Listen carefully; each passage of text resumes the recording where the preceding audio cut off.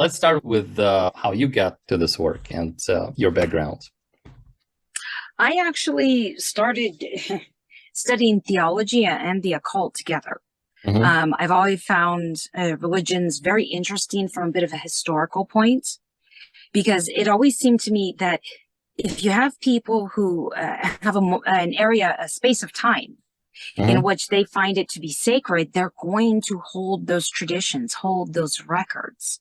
Yeah. And I started this by going into seminary and studying the different religions, and it Hmm. kind of kind of tripped into biblical archaeology and discovered that some of this stuff was true, Hmm.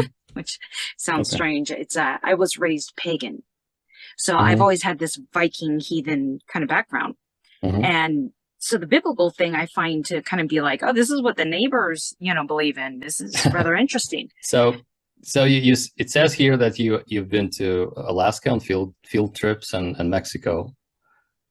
Yes. Hmm. I spent 3 months in Alaska 2 separate times. Hmm. And that was learning to dig in the forest there with very inclement weather. So Hmm. it was a good survival training and field training, Okay. and part of that was looking through a lot of native artifacts and various, just basic introductory stuff of here's a hand shovel, here's a brush, make sure you write down everything. Okay. So what about Mexico? Are we talking about these particular No, things? no. When I was younger, I used to go to Baja California quite a bit. Hmm. And, we went down and checked out White Sands and a few areas like that. This was long before the Tula artifacts, Okay. before I knew anything about these. This was just training, just learning how to recognize things. Also, I learned to speak Spanish and a few things like that. Hmm. They always had this interest in Mexico. I find it very interesting. But as far as also the different environment was, quite opposite from Alaska. So that field training was very helpful. All right. Mm-hmm. So what is this veneer civilization of Elfheim?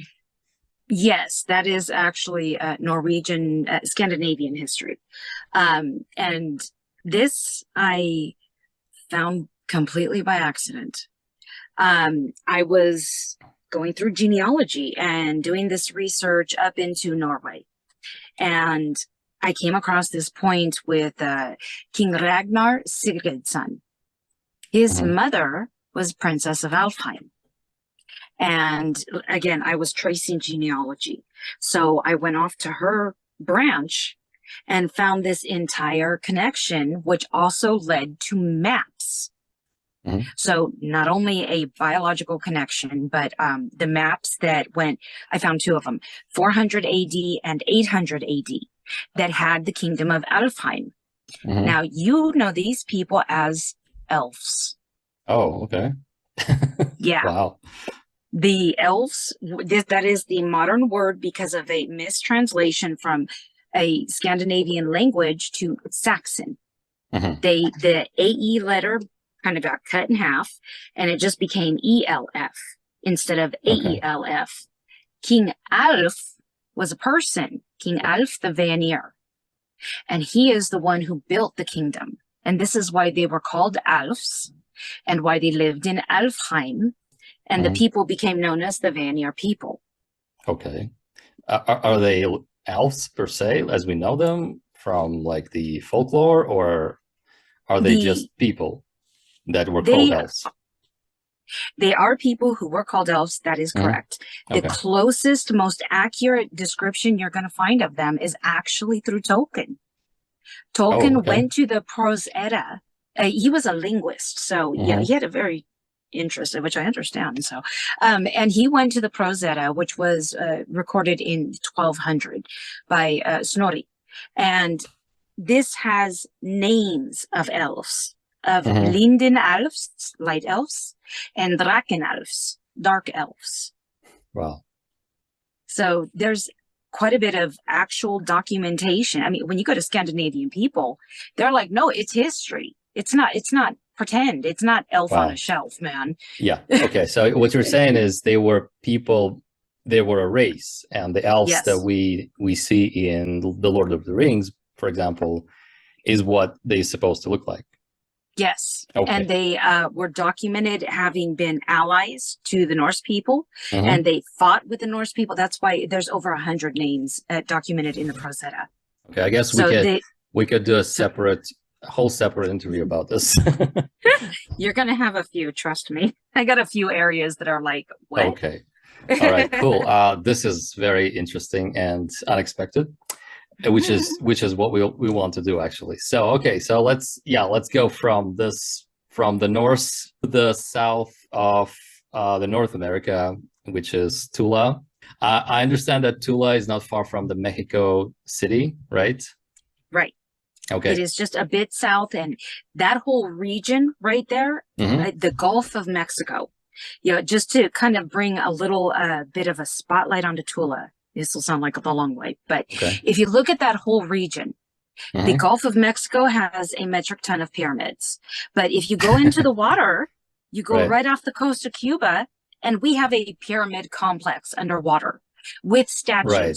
Go just a little bit more to the right, you got Bimini Road. You go just a Yes. little bit more to the right, you got Bermuda Triangle. Yes. Right.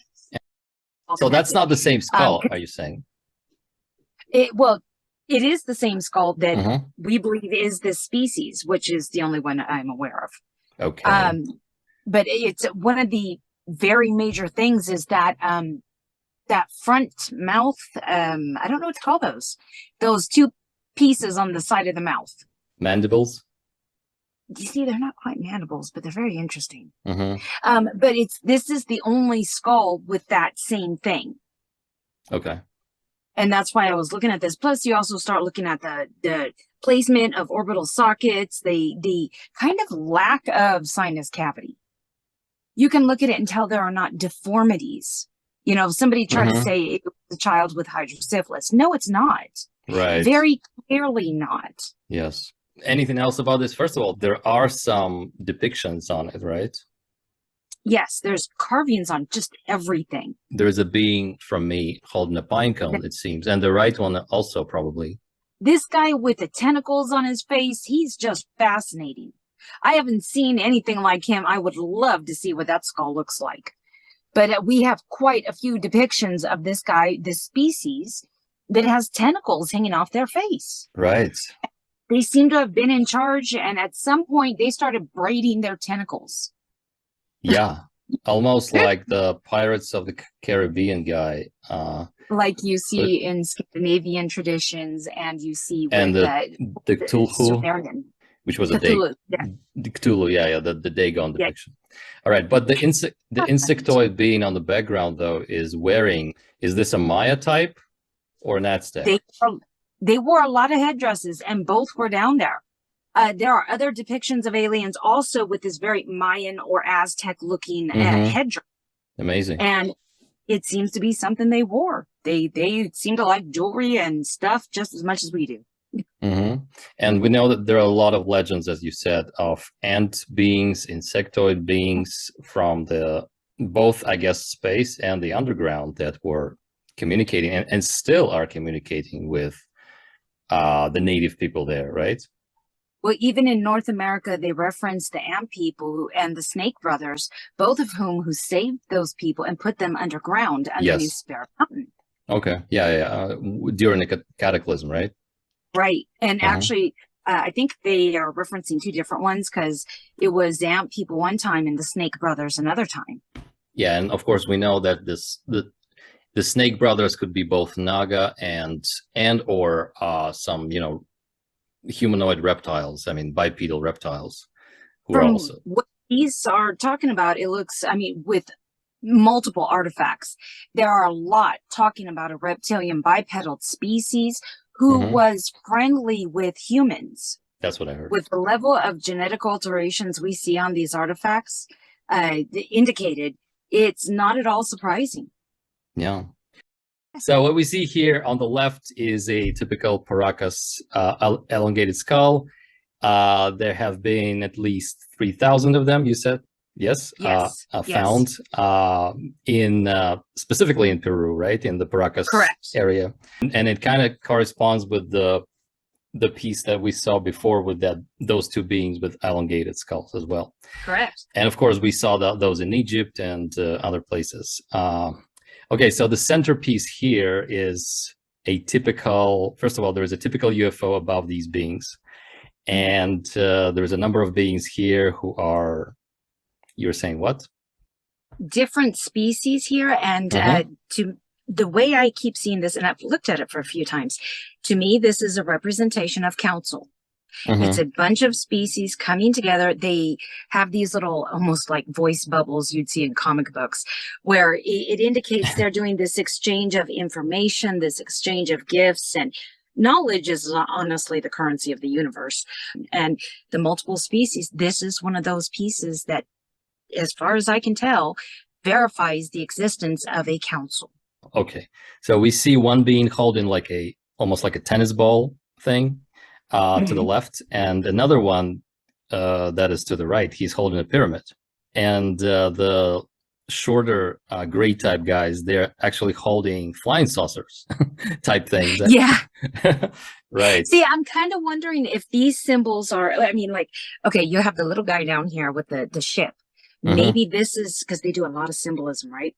So maybe what they're symbolizing is that his people know a metric ton about building ships, and he's offering that knowledge. Where the guy with the pyramid might be offering a knowledge specific to that pyramid, which we'll get into the pyramids in a little bit. Yeah. And the other guy, I don't know, could be anything in that ball. I got a ball of stuff. And the avian being. This particular guy looks like a penguin to me, but there are multiple avians that we're seeing in this mixture. And I mean, this guy, I don't know what he's holding. Okay. I keep looking at it, trying to go, it looks like a technology, but beyond that, I'm not sure.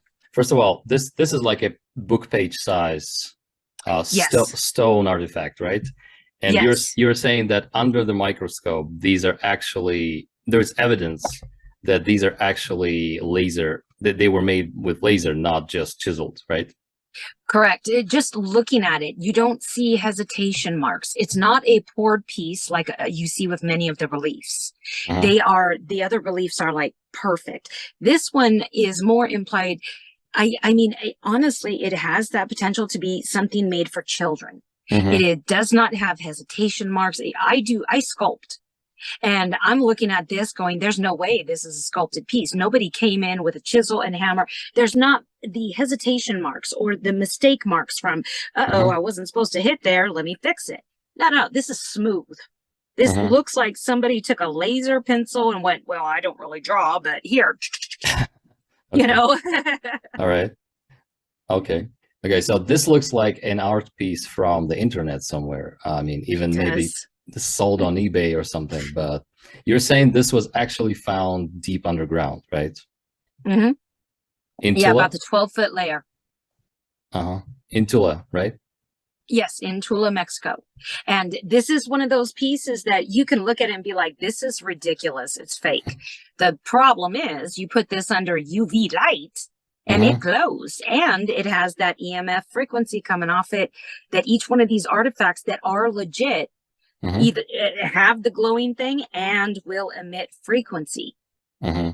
Okay, and the gold image here, what is this? This one predates Sumeria, predates Babylon, and what you see here would be one of these representations of Nin-Ki, who is considered the god of water, who is Poseidon, with Neptune, the trident, yes. And he is that telltale guy who always, the trident is his.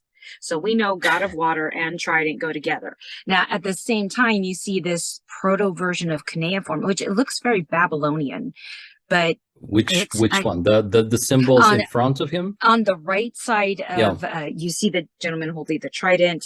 Just to the right of him. That is cuneiform, and that is counting.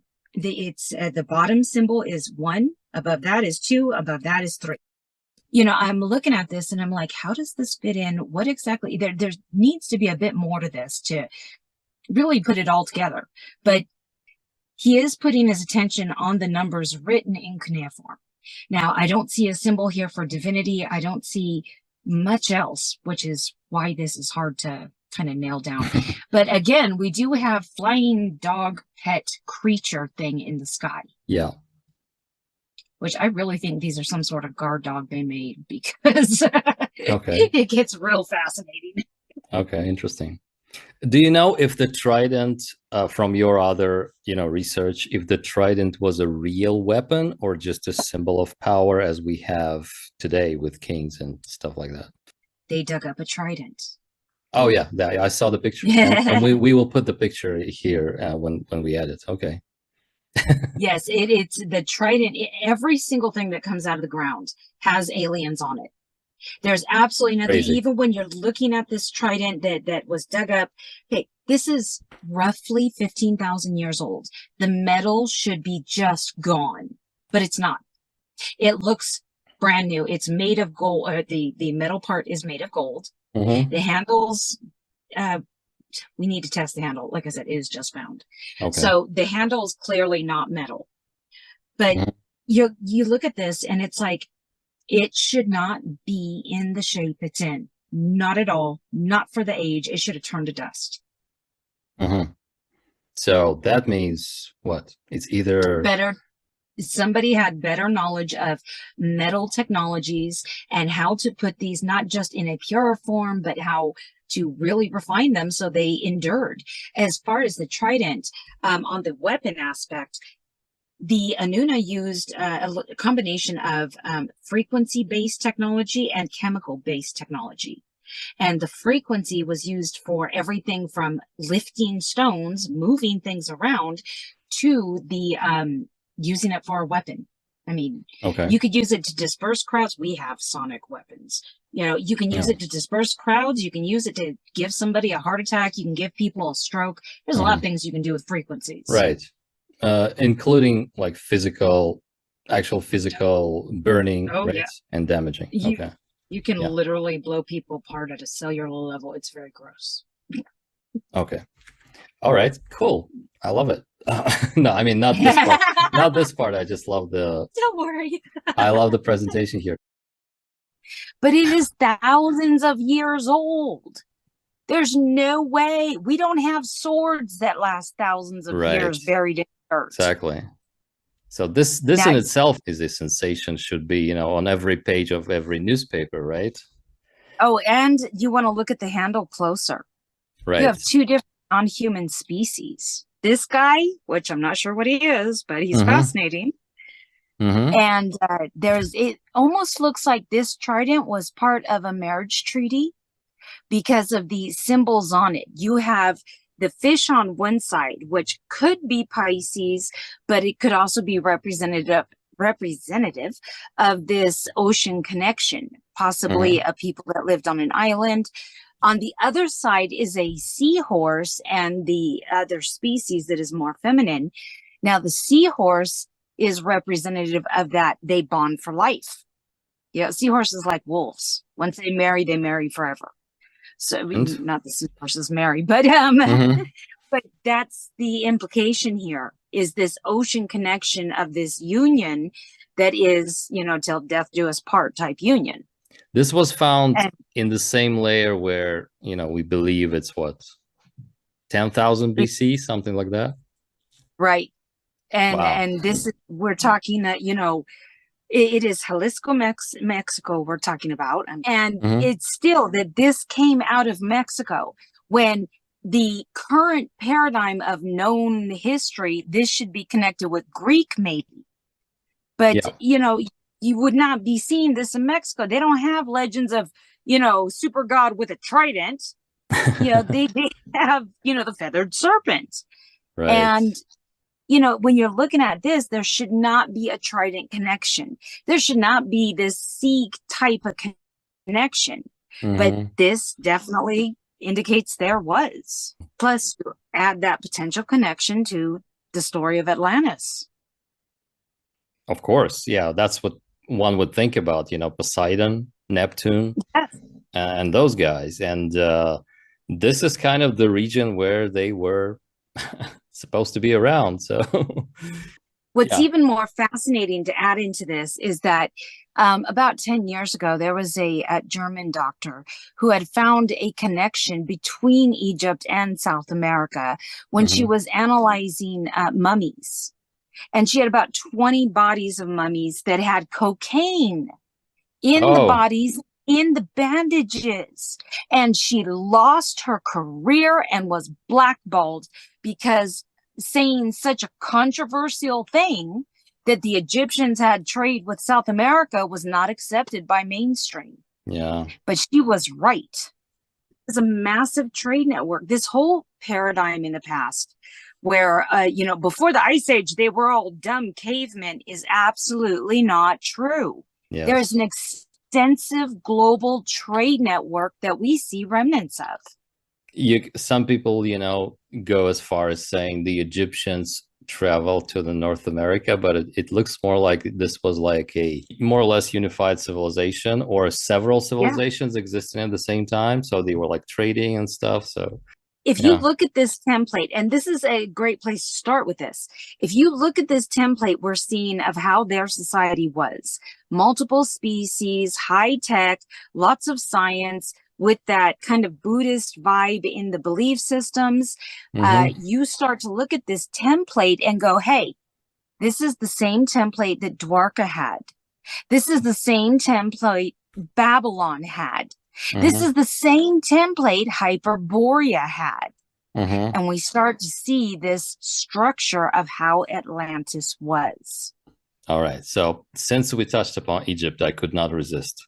Now, Oh, yes. now there are how many of these pyramids found I'm approximately? sorry.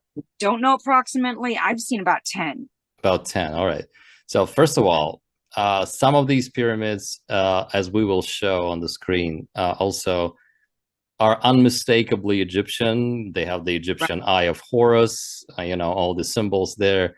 These, however, also have Egyptian theme, but they also have UFOs on them. Yes. One of the key things that is phenomenal, but will get a bit overlooked, is that they are Egyptian hieroglyphs, but there are also symbolism. There's also cuneiform.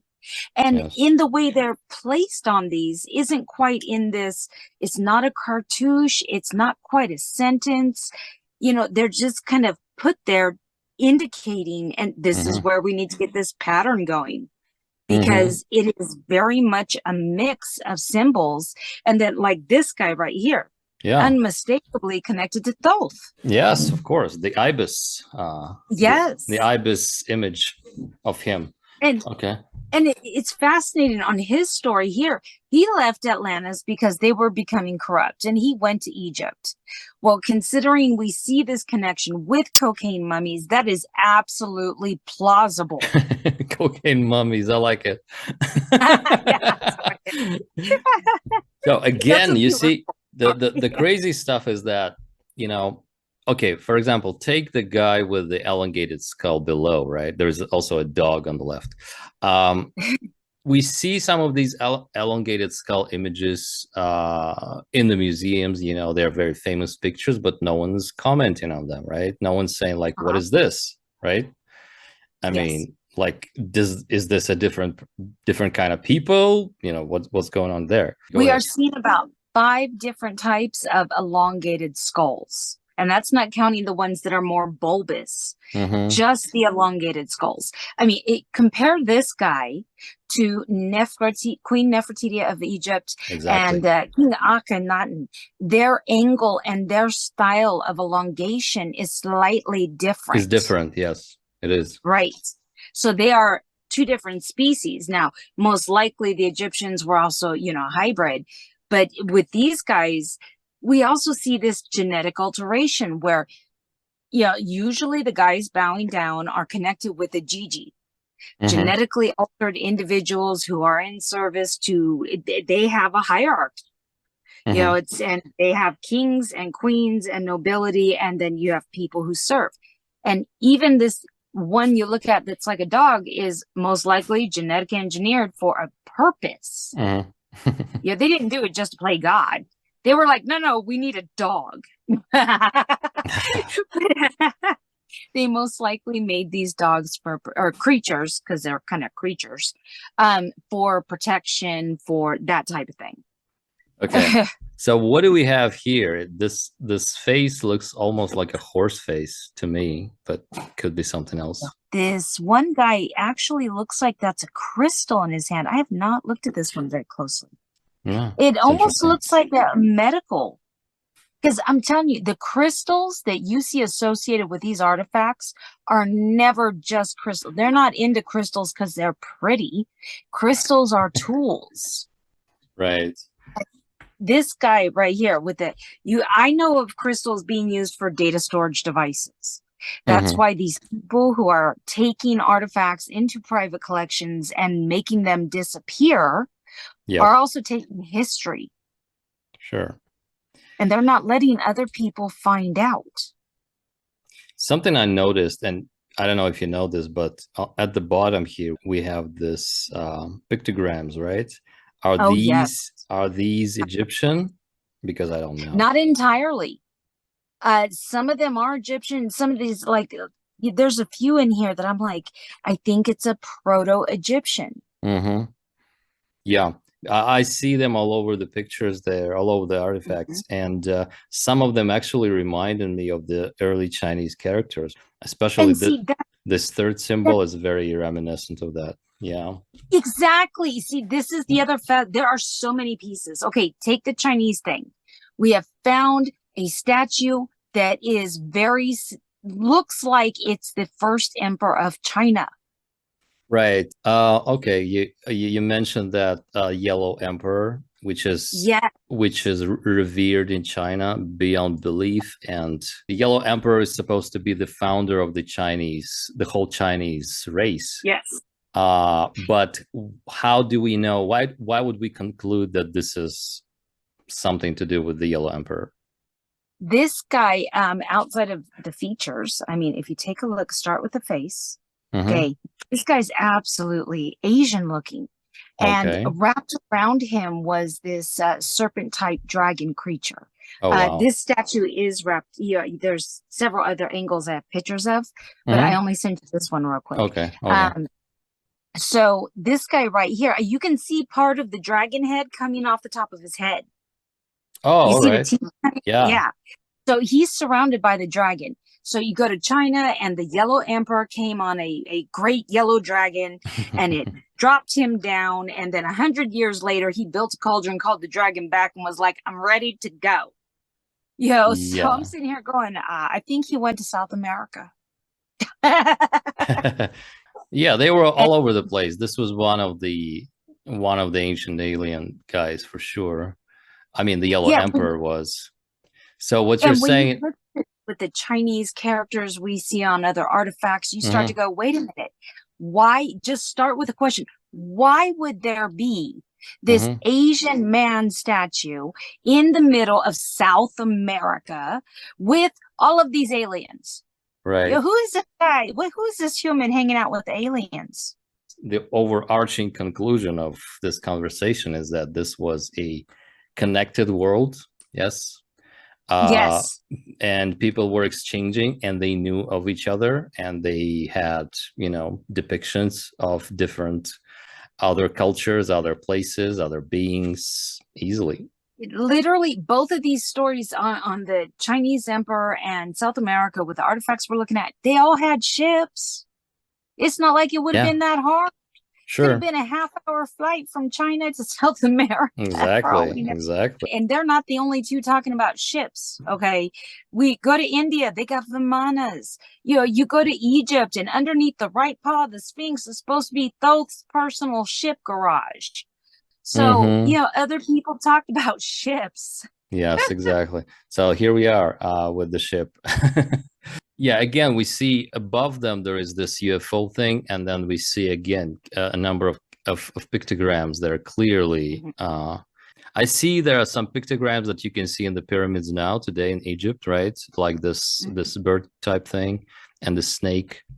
Yeah, see, with these so far, none of the languages that we've come across that we recognize, like ancient Greek, the Egyptian hieroglyphs, and the cuneiform, none of them are exactly to the Hmm. stuff we know now, which, given a rough estimate of a 5,000 year time span, it would Okay. have been, it should be different because this would be the origin, to the best we know Hmm. of the Egyptian everything, Yes. and Mesopotamia. This would also be the origins of Mesopotamia, which possibly could go back to 25,000 BC, which is another key point. But we'll get to that later. Let's Yeah. talk about this guy. What I heard is that the cuneiform is not Sumerian, but it's actually Akkadian. Majority of cuneiform is written in Akkadian. That was very much the common language and common writing form at that time frame. Right. And the pre-cuneiform writing system was actually pictograms, is what I heard. The cuneiform was like the alphabet of that time, and the pictograms were kind of the hieroglyphs, right? So, one of the things I've noticed with all of the truly ancient languages is that the modern languages are very flat. They're just letters that mean letters. That's mhm. it. You go back, and I'm going to use Hebrew because it is the most common one we know that it's still around. So Hebrew has letters that are letters, yes, but they're also numbers, and they also have an esoteric meaning. Mhm. You flip over to Scandinavian runes, and you find esoteric meaning, letter meaning, number meaning. Yeah. The old languages were always like that triple layer thing. So when you come across, you will never, like Akkadian cuneiform should not just be letters that mean this. It should have multiple layers like an onion. Hieroglyphs with the cuneiform, with the Akkadian, absolutely makes sense. All right. The what is this symbol of? Like wing type, crossed wings or something? That's that an earlier version of that sun disk that you see in Egypt. You know, Okay. wings on the disk, yeah. Which I Right. think, honestly, I think the sun disk is supposed to be a representation of UFO. Yeah, sure. The craft. So all these pyramids, they are like you can hold them on the palm of your hand, right? Yeah, More or yeah, they're less. small little things. I think the pyramid, these little guys here, I Hmm. think these are basically telling stories. Because when you flip each side, it's almost like a page in a book. I You know, see. you turn it and it kind of has something to do with it. And, it's very interesting. Okay. Oh, like this one right here is just fascinating. You have two different species of elongated skulls, big feathered headdresses. It has that Mayan Aztec look. Hmm. And yet, these two, which you see here, is this hybridization union where she's giving birth. Wow. I see it. Yeah, it's Amazing. fascinating. I love this one because it brings that they were people. They were not ghostly bodies. They were not spirits from another dimension. They were people who had children, which means they had sex. Hmm. Yeah, right. And they would be, dressed in these costumes, which is interesting. Why would Yeah, spirit they like to get decorative with it. Yeah, why would spirits, I mean, why would spirits be dressed in costumes, right? They Right. did